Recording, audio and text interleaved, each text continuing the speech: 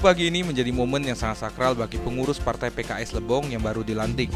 Divisi kali ini yang dilantik yaitu Majelis Permusyawaratan Daerah atau MPD, Dewan Permusyawaratan Daerah atau DPD, serta Dewan Etik Daerah atau DED.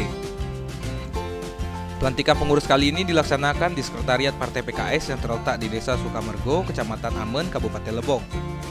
Minggu 21 Maret 2021, pengurus dilantik oleh Ketua DPW Partai PKS Provinsi Bengkulu. Pelantikan kali ini dihadiri langsung oleh Ketua DPW Provinsi Bengkulu, Ketua MPD, Ketua BPD, Ketua DED, Kades Sukamergo, serta para tamu undangan lainnya. Selain kegiatan pelantikan ini, kegiatan ini merupakan ajang silaturahmi bagi pengurus serta para kader Partai PKS Lebong dengan pengurus serta Ketua DPW Partai PKS Provinsi Bengkulu. Kegiatan ini berjalan dengan lancar, hikmat, dan sakral, dengan mengusung tema bersama melayani masyarakat. Dengan ini menjadi bukti bahwa seluruh pengurus serta kader Partai PKS siap menjadi pelayan masyarakat dalam kemajuan dan kesejahteraan. Setelah dilantik, para pengurus bisa menjaga kekompakan antara anggota MPD, DPD, dan DED, serta bisa bekerja sama untuk membesarkan PKS di Kabupaten Lebong. Dalam sambutan, Ketua DPW menegaskan untuk periode di tahun 2024, Partai PKS harus mendapat kursi kembali.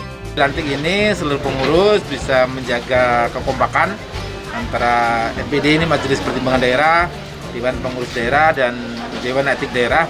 Ini bisa bekerja sama untuk membesarkan PKS Lebong.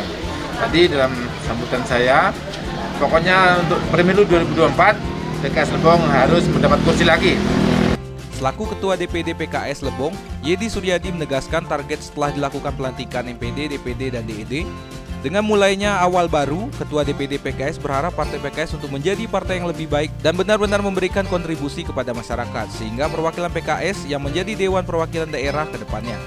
Target kita setelah pelantikan yang telah dilakukan oleh DPW ke DPD ini mudah-mudahan menjadi awal baru, pergerakan Partai PKS untuk perkembangan ke depan menjadi partai lebih baik yang memang benar-benar memberikan kontribusi kepada masyarakat, sehingga ada keterwakilan dari Partai PKS itu di DPRD yang bisa menyalurkan aspirasi masyarakat tersebut menjadi lebih baik.